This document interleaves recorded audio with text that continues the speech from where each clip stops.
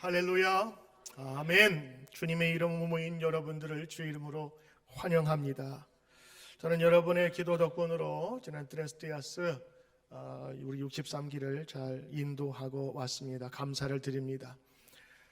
오늘 여러분과 함께 은혜의 통로 성찬이라는 제목으로 함께 말씀 나누겠습니다. 한국의 전모 목사님이 영국에서 유학할 때 성만찬에 대한 경험을 이렇게 적었습니다. 잘 알고 있던 영국인 목사님과 함께 어느 날 중고등학교 교사들의 초청으로 아침 일찍이 학교를 동행했습니다. 그 목사님은 예배 가운데서 설교와 성찬을 거의 비슷한 시간으로 배정을 했습니다. 말씀의 비중을 많이 시간을 두던 저로서는 신비한 경험이었습니다. 그런데 성만찬 시간에 그 분위기가 아주 진중하고 그 성만찬을 통해서 흐느끼며 우는 선생님들도 보았습니다. 평소에 제가 알던 성만찬이 아니라 놀랐습니다. 우리 교회에도 성찬식에 이러한 예수님의 사랑과 헌신을 고백하는 성만찬이 되기를 바랍니다. 이런 글이었습니다. 아마도 형식만 남은, 그래서 감격도 없고 감동도 없는 현재의 성만찬에 대한 아쉬움에 대한 자기의 고백을 이렇게 적어놨습니다. 자, 이 목사님의 생각 말고 이제 여러분의 생각을 제가 한번 물어볼 시간입니다. 여러분은 성만찬을 어떻게 생각하십니까? 여러분은 성만찬에 어떠한 마음으로 참석하십니까? 혹시 성만찬을 통해서 여러분 은혜를 충분히 경험하신 분이 계십니까? 성만찬을 통해서 살아계신 예수님을 만난 경험이 있으십니까? 적지 않은 교회 그리고 크리스천들이 예배를 드리면서 성찬의 시간을 부담스러워한대요. 그 이유가 뭐냐? 오늘 성찬식을 하는데 혹시 예배는 늦어지지 않을까? 성찬식을 길게 하면 분명히 말씀도 짧아질 텐데, 또 성찬식을 하면 그 긴 시간을 어떻게 보내지? 한 번쯤은 아마 생각해 보았을 것입니다. 더군다나 한국처럼 예배가 시간마다 있는 그런 교회에서는 정해진 시간에 예배를 마치려면 성만찬을 할 수 있는 시간이 없어요. 그래서 성만찬을 못하는 경우도 많습니다. 주종훈 목사님이 일상 성찬이라는 책을 썼는데 거기에 이런 내용이 나와요. 첫 번째 성찬식에 참여한 자기의 경험을 거기다 적어놨어요. 첫 경험은 중학생 때였습니다. 세례를 받은 직후에 난생 처음 예수님의 살을 대면했던 것입니다. 목사님은 가지런히 놓여있는 손톱만한 크기의 백설기가 그분의 살이라고 했습니다. 아직 은유적 표현이 익숙하지 않았던 나이라 아마도 예수님은 백설기처럼 백인일 것이라 다소 엉뚱한 추측을 했습니다. TV에서나 보았던 백인은 먼 세상의 낯선 인물이었습니다. 게다가 그 백설기는 이미 딱딱하게 굳어 있었습니다. 낯선 백인의 살, 그것도 딱딱한 떡을 씹는 일이 편할 리 없었습니다. 옆자리에 앉아있던 제 친구 세례 동기는 손가락을 자꾸 입속에 쑤셔 넣었습니다. 이 사이에 그분의 살이 낀 겁니다. 한 점도 허투루 흘리지 않겠다는 결연한 의지라도 보여주는 것처럼 제 친구는 손가락을 성실하게 빨았습니다. 그 후에 예수님의 살은 하얀 식빵으로 바뀌었다가 나중에는 종류를 다 헤아릴 수 없는 다양한 빵덩이로 변신을 했습니다. 그리고 그분의 피는 알코올 성분이 쏙 빠져서 밍밍하기 그지없는 상태로 전락하고 말았습니다. 포도주가 포도주스로 바뀌면서 단맛 일색의 잔으로 변화했던 것입니다. 각종 빵과 주스의 단맛에 점차 익숙해져 갔고 성찬에 대한 감격 또한 차츰 무뎌져 갔습니다. 자, 오늘 이 목사님이 처음 경험한 성찬식은 그런 낯설고 그리고 받아들이기 좀 힘든 그런 것이었습니다. 저는 미국에 처음 와서 경험했던 성찬에 좀 특이한 점이 있었습니다. 한국에서는 사람들이 많으니까 빵을 미리 이렇게 채 썰듯이 네모나게 조그맣게 만들어 놓습니다. 그것도 맛있는 카스테라로요. 근데 미국에 왔는데 미국에는 빵을 다른 걸 쓰더라고요. 첫째 신기한 거는 목사님이 빵을 찢더라고요. 그래서 찢어서 띄워주더라고요. 그것도 놀랬는데 한 사람씩 나와서 성찬을 받는데 그 목사님이 직접 먹여주시더라고요. 저는 나가서 입 벌리고 있으면 목사님이 자동으로 입에다가 쑥 넣어주는 그런 특이한 경험을 했습니다. 아, 이렇게 할 수도 있구나. 더군다나 그 목사님은 손에 장갑도 안 끼시고 혹시 빵 만지기 전에 다른 것 만지지 않았나? 라는 그런 생각도 들게끔 한국에서는 하얀 장갑을 끼고 하는 것을 제가 늘 봤거든요. 미국에서의 그런 색다른 경험은 예수님이 그 자기의 살을 찢는다라는 그런 의미를 아주 현실적으로 보게 해 주었습니다. 그리고 한국에서 먹던 그 달고 단 카스테라가 아니라 여기서는 밀빵 같은 것을 주로 사용하면서 새로운 맛의 경험을 했습니다. 감리교를 시작한 요한 웨슬레 목사님은 이 성찬을 굉장히 중요하고 의미 깊게 생각을 했습니다. 그래서 그분은 매 모임 때마다 성찬을 강조하고 여행 갈 때는 자기 스스로 성찬을 베풀었어요. 우리가 경험한 것처럼 옛날 사람들도 이 성찬을 자꾸 경험하면서 의식화되는 것을 경험했는지 목사님에게 이렇게 물었다 그래. 목사님, 우리가 매번마다 성찬식을 하니까 그 의미를 좀 잃어버리는 것 같아요. 성찬식을 좀 줄입시다. 그렇게 얘기를 했어요. 그 목사님이 이렇게 두 가지로 설명을 해줬다고 합니다. 첫째, 성찬을 행하라 라는 것은 주님의 명령입니다. 이것을 지키지 않는 것은 명령에 순종하지 않는 것입니다. 두 번째는 여러분은 이렇게 말했습니다. 내가 이것을 너무 자주 하면 성찬에 대한 경외심을 잃어버릴까 봐 하지 않았으면 좋겠다 말했습니다. 그 대답은 이렇습니다. 주님의 식탁이 우리에게 주는 의미는 우리가 무엇을 느끼느냐에 있지 않습니다. 우리가 기억하며 따라 행하는 성찬 본연의 의미 안으로 이미 충분합니다. 성찬을 자주 집례해야 되는 이유는 기도와 마찬가지로 그 성찬이 우리의 영적인 습관이 되어야 하기 때문입니다. 나는 한 달에 한 번만 기도해. 왜냐하면 하나님과 더 자주 이야기를 나누면 그 의미가 퇴색되거든. 이렇게 말하는 신앙 본 적 있으신가요? 제자의 삶이란 매일 주님 앞으로 나아가는 삶이며 이를 위한 영적 훈련이 수반되어야 합니다. 우리를 성화로 이끄는 영적 훈련에 매일 드려지는 기도와 최대한 많은 성찬에 참여하는 것이 포함되어 있음을 여러분 잊지 말아야 합니다. 만약 여러분이 여러분의 아내에게 다음과 같이 이야기한다고 합시다. 여보, 난 아무래도 한 달에 한 번씩만 당신에게 사랑해라고 말해야 될 것 같아. 매일 사랑해라고 하면 그 표현이 식상해지고 그 의미가 퇴색될 것 같거든. 그와 반대로 제가 만약 매일 아내에게 매일 사랑을 표현한다 가정해 보겠습니다. 이는 제가 더 이상 아내를 사랑하지 않을까 봐 걱정하는 아내를 달래주기 위해서가 아니라 아내와 아이들에게 저의 사랑의 표현을 정기적으로 해주며 사랑의 섬김을 통해서 가족을 향한 사랑이 저의 삶의 습관이 되게 하기 위함입니다. 이렇게 설명을 했어요. 그렇습니다, 여러분. 성찬은 주님의 명령이시며 우리에게 순종을 요구하시는 것입니다. 저희 교회도 매주 하면 좋겠습니다만 저희 교회는 한 달에 한 번 첫 주에 성례식을 행합니다. 그리고 우리 온 가족, 어린아이부터 함께 참석을 하지요. 성찬의 형식화와 껍데기만 남은 것 같은 그 모양은 성찬식 자체에 문제가 있는 것이 아니라 성찬을 대하는 우리의 감정과 허투루 대하는 우리의 태도에 있습니다. 사람에게는 오감이 있지요. 시각, 청각, 후각, 미각, 촉각.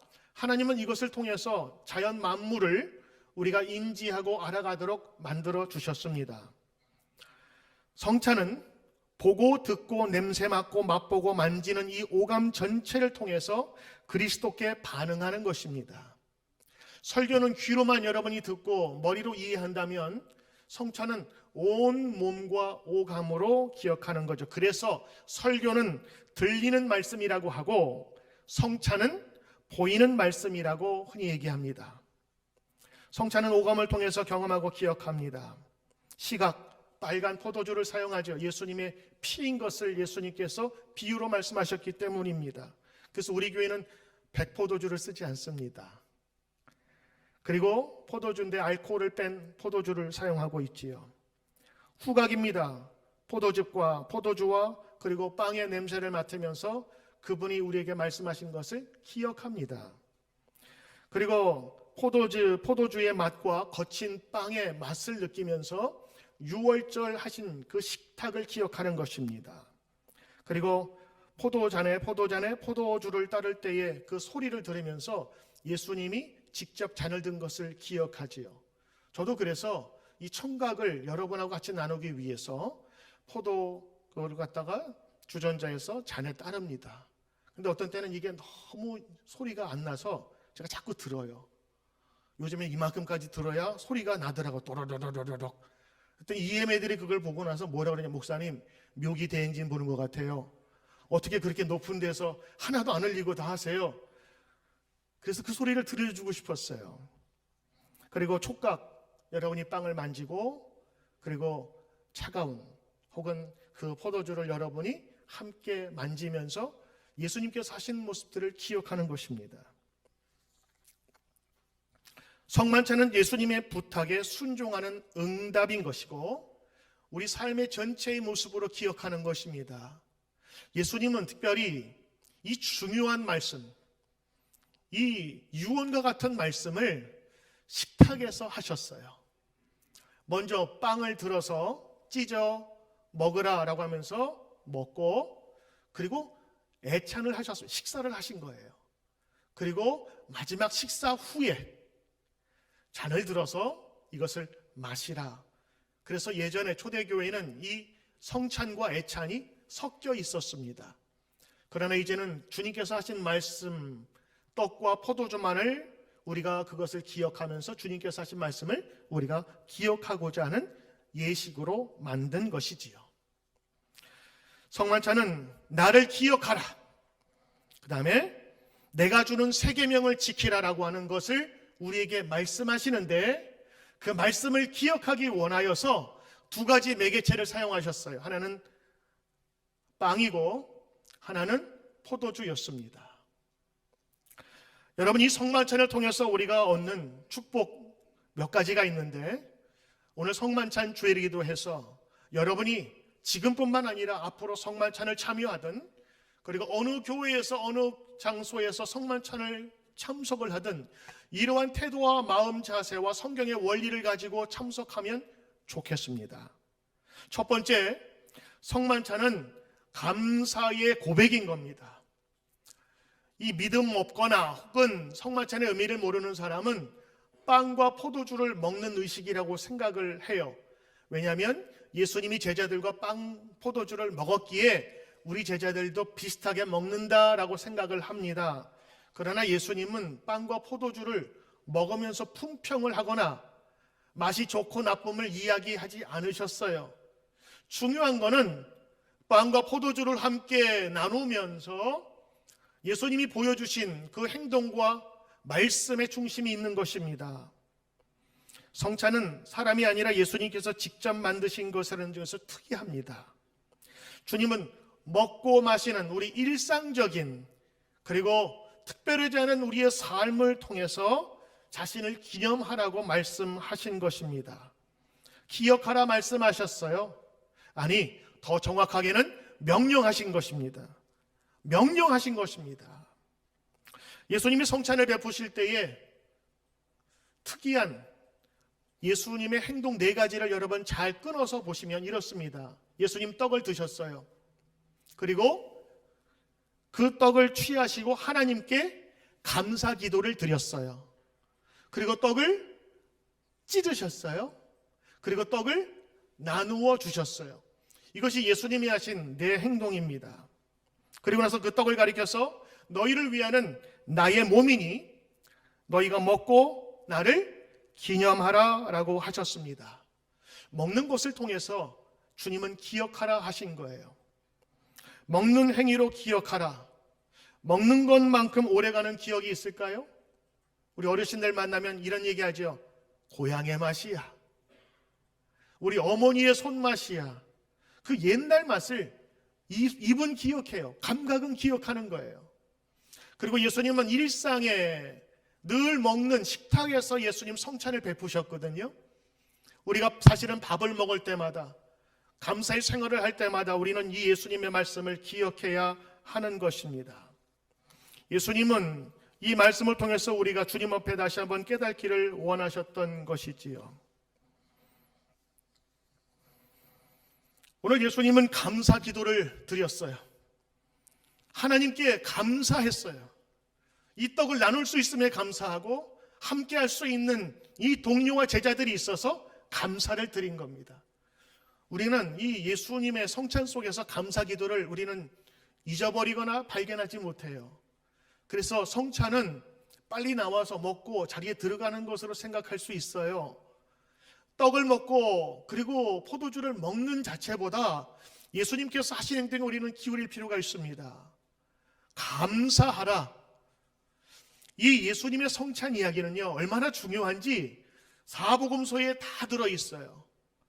그런데 이 사복음 중에서 보면 요한복음이 좀 특이하게 나오는데, 특별히 성찬, 방에서 하는 성찬이 아니라 들판에서 이 성찬을 베푸십니다.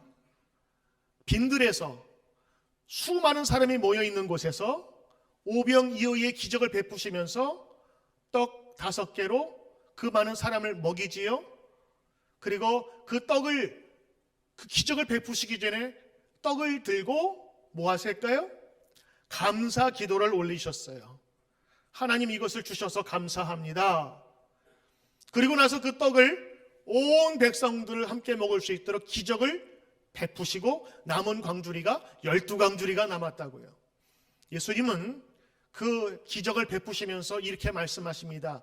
이 떡은 곧 나의 살이다. 어디서 많이 듣던 얘기 아니에요?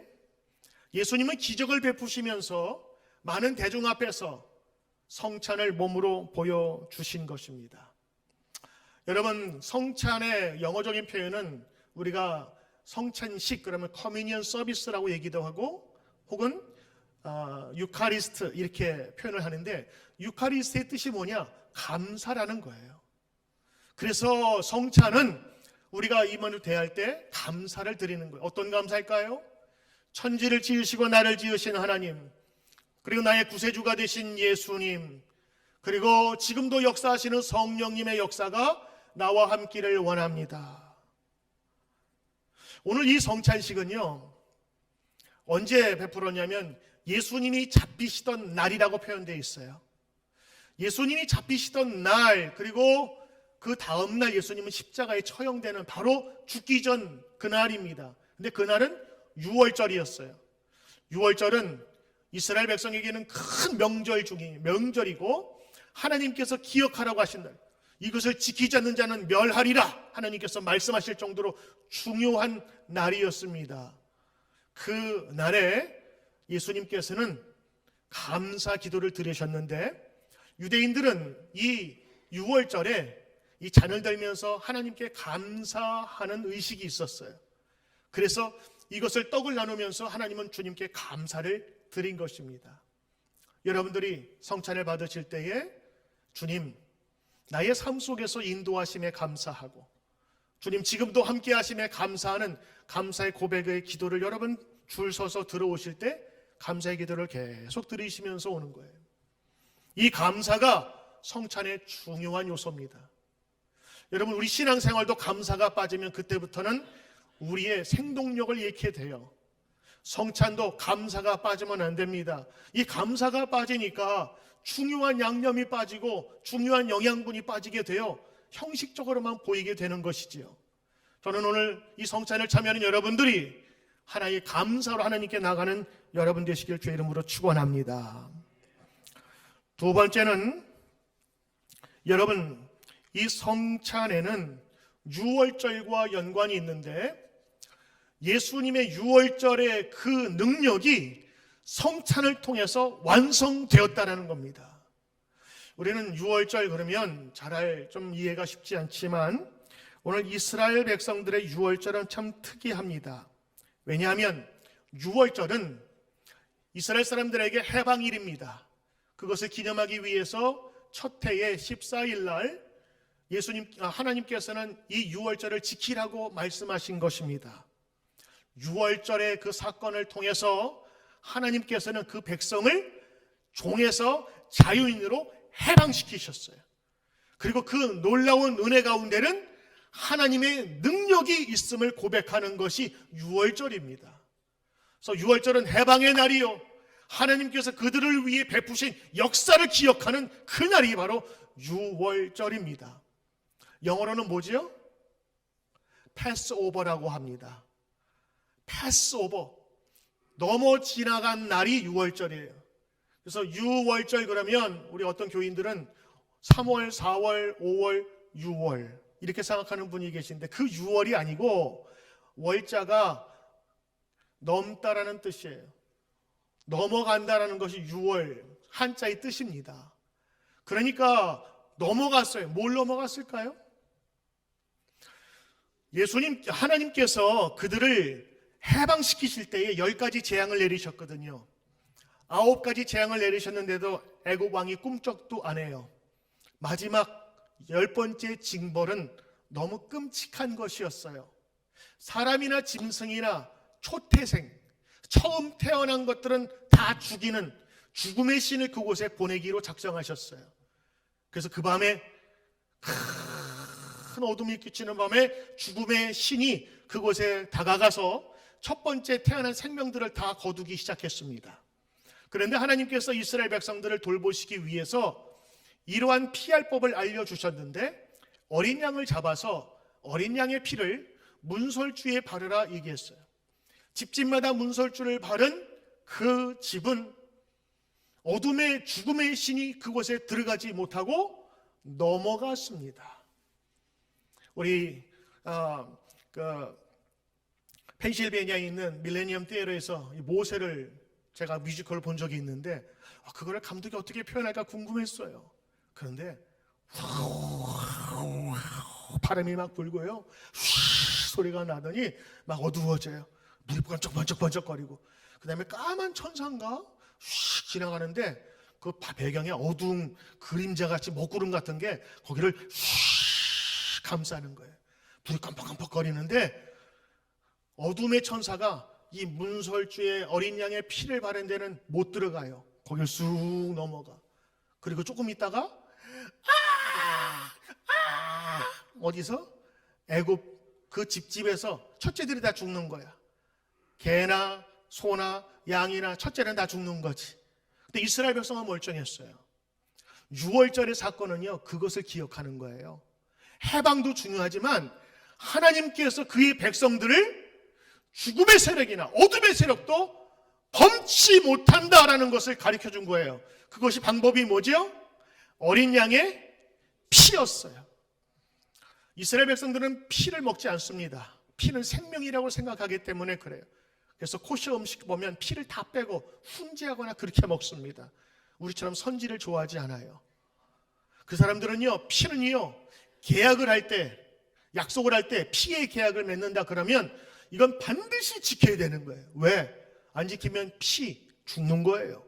이거 어기면 너나 나중에 피 흘린다, 그런 뜻으로 피의 계약. 그래서 피 그러면 우리는 선지를 생각하고 순대가 생각나지만 이스라엘 사람들은 피 그러면 생명이요, 자기를 구원한 어린 양의 피요, 그리고 약속을 기억하는 거예요.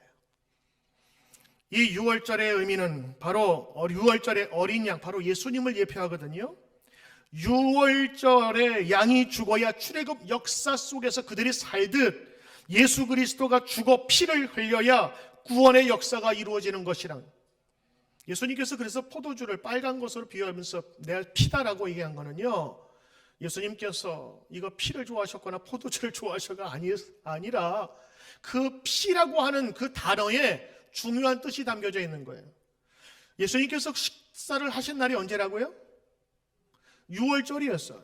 유월절 절기를 지키면서 유월절 식탁을 즐기셨다고요. 예수님은 그날이 자기의 마지막 날인 걸 아셨어요.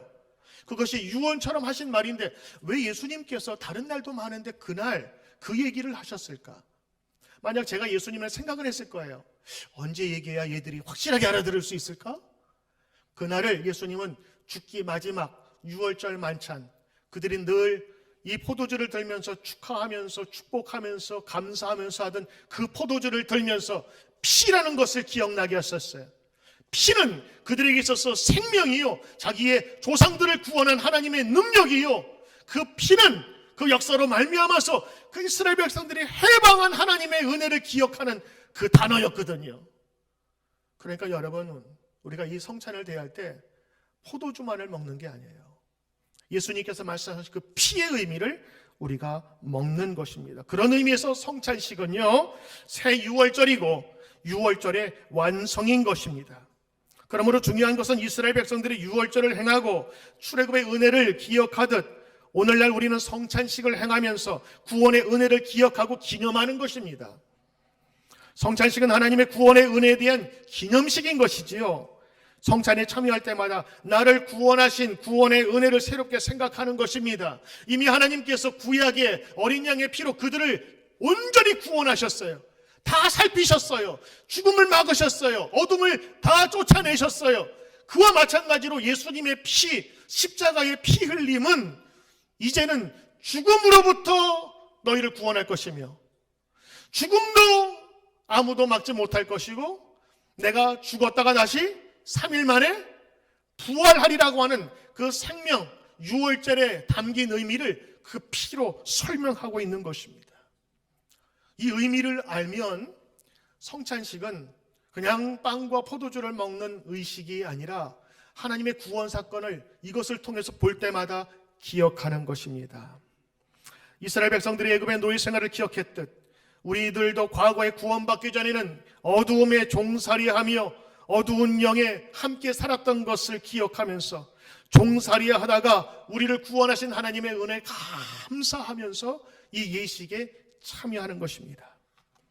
우리는 좋은 것을 쉽게 잊어버리지만 그러나 반복하면 잊지 않습니다. 한번 외운 것을 그 다음에 테스트하면 보통 30%가 남는데요. 두 번 하고 세 번 하고 네 번 하면 그 기억이 점점 올라가는 거죠. 세례식은 그리고 성례식은 그런 것입니다. 우리가 그것을 통해서 하나님의 은혜를 계속 반복하면서 잊지 말라고 하는, 예수님도 그래서 떡을 떼시면서 뭐라고 그러셨어요? 떡을 나눠주면서 뭐라고 하셨어요? 나를 기억하라. Remember me. Don't forget it. 잊지 말고 기억하라. 이 명령입니다. 무엇을? 하나님의 은혜를. 출애굽기 때부터 역사하신 하나님의 은혜가 이제는 어린 양의 피로 완성되었듯 십자가에서 그 피가 너희를 구원할 것이라는 생명의 약속, 이것이 바로 성찬을 우리가 참여하면서 가져야 될 마음이라는 것입니다. 성찬을 통해서 주시는 세 번째의 축복이 있습니다. 그것은 언약 공동체를 확인하는 겁니다. 약속의 공동체라는 거예요. 여러분은 한 번 믿고 버려지는 그런 존재가 아니에요. 하나님께서 영원 전부터 택하시고 그리고 지금까지 인도하신 하나님의 자녀인 줄 믿습니다. 이건 누구의 약속이냐? 내 의지가 아니에요. 때로는 내가 넘어지고 쓰러져도 나를 지키시고 인도하시겠다고 하는 그 언약 가운데 내가 서 있는 것입니다. 이스라엘 백성들의 언약 공동체임을 확인하는 예식이기에 이 성찬식은 중요한 의미를 가집니다.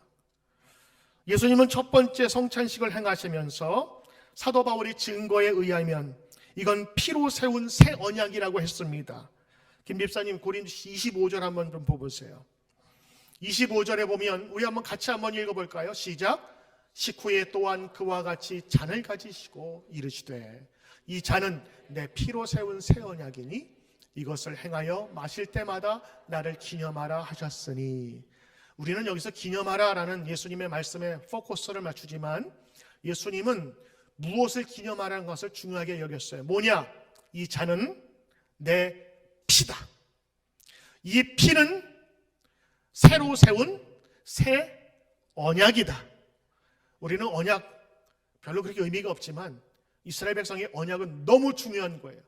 그 언약은 아브라함 때부터 이어진 그 약속이 지금 우리에게도 있다고 하는, 그래서 그들은 선민의식이 있었던 거예요. 하나님 우리를 버리지 않으신다라고 하는 것, 하나님께서 우리를 끊임없이 지키신다고 하는 그 언약인데, 예수님은 그 피로 새 언약을 다시 만드신 거예요. 이제는 과거에 동물의 피로 너희의 죽음을 벗어나 생명으로 건졌다면, 이제는 어린 양이 아닌 어린 양의 모델을 삼으신 예수 그리스도의 피로 너희가 구원을 얻게 될 것이라고. 그래서 그 옛날의 그 유월절이, 성찬식을 통해서 유월절이 완성된 거예요. 약속이 성취된 거예요. 약속을 확인하는 거예요. 어떤 공동체? 언약의 공동체라. 여러분, 신앙생활 하시면서 모든 사람과 다 화평하고 잘 지내시는 게 좋습니다만, 그러나 성도의 교제도 중요하지만 더 중요한 게 있어요. 뭐죠? 하나님과의 교제예요. 이민생활하면 교회가 소셜 네트워크로 뭉칠 때가 참 많아요. 그러나 중요한, 소셜보다 더 중요한 거는 퍼스널, 개인적으로 하나님과 다 연관이 있어야 되는 거예요. 마치 그림을 그리자면 하나님과 여러분 사이에 줄이 다 연결되어 있어야 되는 거예요. 그 연결되어 있는 사람들이 모인 것이 바로 언약의 공동체, 지금은 그것이 교회라고 하는 공동체를 하나님께서 주신 것이라고 하는 것입니다. 주님은 마지막으로 새 언약을 세우신 분입니다. 다시는 실패하지 않는 모든 언약을 완성하는 최종적인 언약, 바로 그것이 예수님께서 세우신 새 언약이고, 그것을 포도주, 피라고 하는 것에 집중하여서 가르쳐주고 있는 거예요. 이 언약을 세우시고 그 언약의 표로 성찬을 제정하셨어요. 예수님은 조직가가 아닙니다. 행정가가 아니에요. 예수님은 아무것도 만들지 않았어요.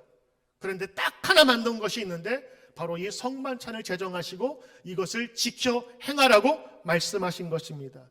왜냐하면 예수님은 이 구약의 전통들을 잘 알고 있었는데, 그들 모두가 알고 있었던 피의 의미, 어린 양의 의미, 그리고 언약의 의미를 이 성찬을 통해서 가르쳐 주신 거예요. 여기 분명히 나와 있지요. 언약, 피, 생명, 그리고 그것을 통해서 완성케 하신다고 하는 것입니다. 우리말에 식구라는 말이 있습니다. 식구는 영어에 패밀리라고 그러죠. 가족이라고도 말합니다. 식구는 한자 뜻으로 말하면 먹을 식자의 입굽자입니다. 패밀리는 뭐냐? 같이 밥 먹는 사람이 패밀리예요. 성찬은요, 혼자 먹지 않습니다. 모든 사람이 함께 나눕니다. 그래서 그것을 함께 나누는, 영적인 공급을 함께 나누는 자들이 영적인 식구고 언약의 백성이라는 것을 가르쳐 주신 거예요. 예수님은 떡을 떼시고 제자들에게 하나하나 다 나눠주셨죠. 이것은 하나의 공동체라는 것을 의미한 겁니다. 때로는 서로 싸우고 분열되고 나온다 할지라도 이 하나의 떡이라는 것을 잊지 말라고 하는 거예요. 네 번째 성찬의 목적은 이 성찬을 통해서 주님의 죽으심과 부활을 선포하는 것입니다. 아멘. 26절 한번 보여주시길 바랍니다. 우리 같이 한번 읽으시죠. 시작. 너희가 이 떡을 먹으며 이 잔을 마실 때마다 주의 죽으심을 그가 오실 때까지 전하는 것이니라. 아멘. 무엇을 전하냐? 분명한 내용이 있습니다. 첫째는 주의 죽으심을 전하는 거예요. 주님께서 죽으셨어요. 피 흘리셨어요. 그리고 잔을 들면서 나는 너희를 위해 흘린 나의 피다. 먹으라, 마시라. 그 피를 이야기하셨는데 그 피는 십자가의 죽음을 얘기합니다. 죽음을 우리가 전해야 돼요. 근데 언제까지? 그가 오실 때까지. 자, 그러면 그 사이에 빠진 예수님의 행적이 있어요. 죽었다가 그가 다시 오실 때까지 재림. 그럼 그 속에는 예수님의 죽었다가 살아나신 부활과 부활 후의 승천이, 그 내용이 담겨져 있는 거예요. 그러니까 오늘 이 말씀은 사도 바울이 성찬을 행하는 분들에게 부탁하는 말씀인데, 이제 예수님의 이 말씀을 그분의 죽음과 부활과 그분의 재림과 그분의 승천을 예수 오실 때까지 전하는 사명이 우리에게 있다라고 하는 것입니다. 부활은 하나님의 특별한 능력입니다. 과거의 유월절은 인간의 생명만 건졌지만 부활은 예수님만이 아니라 예수님을 따라가는 모두에게 주신 하나님의 거대하고 놀라운 능력입니다. 예수님은 부활의 첫 열매가 되셨고 우리는 그분을 따라가는 부활의 다음 주자로서 달려가고 있는 겁니다. 유월절은 한 사람을 살렸다면 새 유월절인 이 성만찬은 모든 일을 구원하시는 하나님의 능력임을 우리에게 보여주는 거예요. 그래서 여러분, 성만찬 잠시 나왔다 들어가는 시간 정도가 아니라 여기는 또 나오면서 감사로 시작하고, 그리고 하나님께서 우리에게 주신 그 은혜들을 기억하면서 하나님께서 피로 약속하신 새로운 언약의 공동체요 약속을 우리가 다시 한번 생각하고 이제 부활의 증인으로서 다시 한번 살아가겠다는 그 모든 내용이 이 간단한 예식에 다 들어있는 거예요.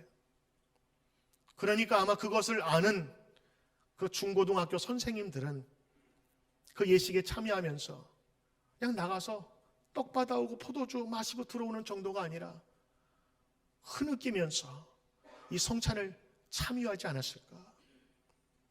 저도 뒤돌아보니까 예배 시간 전체 중에서 성만찬이 차지하는 비율이 한 10분의 1밖에 안 되는 것 같아요. 저도 예배 전체 중에 성만찬을 잠시 거쳐가는 그냥 예식으로만 생각했던 것 같아요. 그러다 보니까 목사 자체가 이미 성만찬을 빨리 치우고 다른 행사 지내가야 할 예식으로만 여겼으니 교인들이 거기서 무슨 은혜를 받겠냐라는 그런 마음이 들었어요. 사실은 오늘 제가 이렇게 말씀을 길게 전하는 이유는요, 성찬식 때 해야 되는 내용을 제가 미리 전하는 거예요. 오늘 성찬식은 다른 내용 없습니다. 주님의 살입니다, 주님의 피입니다만 얘기할 거예요. 왜? 이미 이 설교를 여러분에게 말씀드렸기 때문에 그런 거예요. 사실 오늘 예배는 성찬식입니다. 성찬 예배예요. 성찬이 중심이 되는 예배라고요. 그래서 여러분들이 앞에 나와서 이 떡을 받을 때마다 찢겨진 예수님의 살, 그리고 나를 위해 흘리신 예수님의 피, 그것을 기억하는 것입니다. 저는 그래서 우리 식탁을 대할 때 다른 빵을, 달달한 빵을 쓰지 말라고 제가 요청을 해요. 왜냐하면 이 다른 달달한 것을 우리가 먹으면 그 예수님의 거친 그 숨결이나 그것이 느껴지지 못하거든요. 예수님은 찢겨지신 것을 표현하기 위해서 빵을 직접 찢으셨다.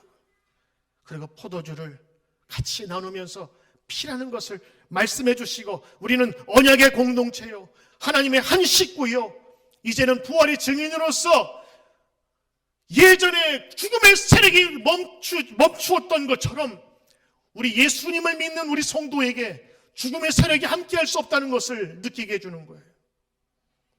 예수님은 일상에 먹는 것을 통해서 우리에게 힌트를 주셨어요. 우리가 믿는다, 고백한다, 이거는 우리가 알 수 없잖아요. 우리의 관념이고 생각이니까. 그런데 먹는 거는 남아요. 어디에 남아요? 내 입속에 남아있고, 마시면 내 몸과 하나가 되는 거예요. 예전에는 포도주를 마셨으니까 포도주가 들어가면 뜨끈해지고 내 몸이 달아오르기도 하겠지요. 그러면서 내 속에 그 무언가의 힘이 들어와 있음을 고백했던 거예요. 이제 여러분들이 성찬을 같이 대하시면 예전같이 대하시면 안 됩니다. 빵의 맛을 떠나서, 포도주의 색깔을 떠나서 예수님께서는 그것을 통해서 우리에게 전하고자 하시는 그 모든 것을 기억해야 될 줄 믿습니다. 이제 여러분들이 성찬을 대할 때 이 네 가지를 꼭 기억하십시오. 감사, 그리고 우리는 언약의 공동체라고 하는 것, 그리고 구약에 있었던 유월절이 성찬을 통해서 구원의 역사가 완성되었다고 하는 것, 이제는 우리는 예수님의 보혈 피로 그 말씀을 전해야 한다고 하는 것을 기억하면서 내가 그것을 떠먹을 때마다 나를 향한 하나님의 은총을 감사하면서 나가야 될 것이에요. 찬송가 227장 5절만 같이 부르기를 원하는데 오늘 이러한 내용이 담겨져 있습니다. 같이 찬송하시죠. 기도와 찬송 주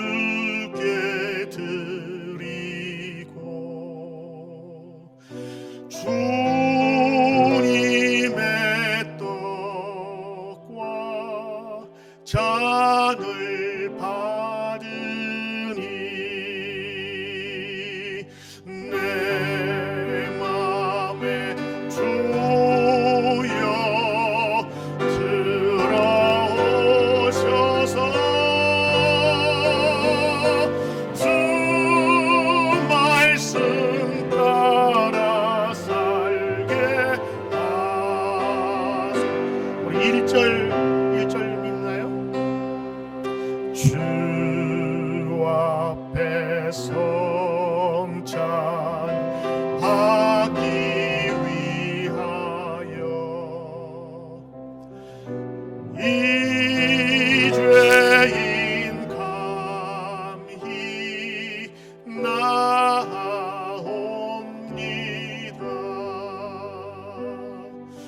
주 공로 바위고 떨며 나오니 내 죄를 용서하여 주소. 우리 다 같이 기도드리겠습니다. 주님의